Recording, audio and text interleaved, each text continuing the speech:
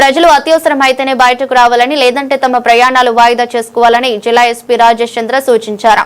భారీ వర్షాల నేపథ్యంలో కామారెడ్డి జాతీయ రహదారి 44 డ్యామేజ్ కావడంతో ప్రత్యామ్నాయ మార్గాలు ఎంచుకోవాలని అధికారులు వెల్లడించారు. ప్రయాణికులు మేడ్చల్, రామాయంపేట, కామారెడ్డి, డిచ్పల్లి మార్గం కాకుండా ప్రత్యామ్నాయ దారులు ఎంచుకోవాలని ఎస్పీ రాజేష్ చంద్ర సూచించారు. వర్షం కొనసాగుతుండటంతో రహదారుల పరిస్థితి మరింత దెబ్బతినే అవకాశం ఉందని అధికారులు తెలిపారు.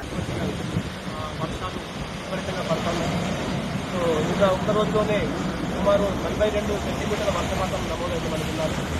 సో ఈరోజు తెల్లవారుజాము నుంచి కూడా విపరీతంగా వర్షం పడతా ఉంది. సో ప్రజలకు రిక్వెస్ట్ ఇస్తూ ఉన్నాము, అవసరం లేకపోతే వాళ్ళు ఇళ్లలో ఉండాల్సిందే చూస్తాను.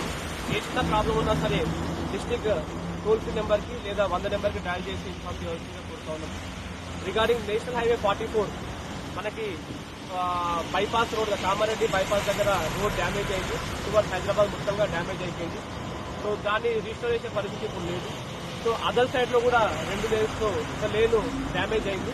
So only out of 4 lanes ఇప్పుడు ఒక లేన్లో మాత్రమే ట్రాఫిక్ వెళ్తా ఉన్నది. సో ఈ ట్రాఫిక్ రెగ్యులర్ ట్రాఫిక్ని హ్యాండిల్ చేయలేదు. ఆల్రెడీ బ్రిడ్జ్ కూడా కొంచెం వీక్గా ఉంది. దీనికి సంబంధించి నేషనల్ హైవే అధికారులు దాని రిపేర్ మరమ్మతు పనులు ఉంటారు. ప్రజలకు రిక్వెస్ట్ చేస్తూ ఉన్నాము, వాళ్ళు ఆల్టర్నేట్ రూట్ మేడ్చల్ దగ్గర నుంచి వాళ్ళు రూట్ డైవర్ట్ చేసుకుని కరీంనగర్ మీదుగా ఆర్మూర్కి జాయిన్ అయితే మన టైం అండ్ ఇక్కడ రిస్క్ ఫ్యాక్టర్ కూడా తగ్గుతూ ఉంది.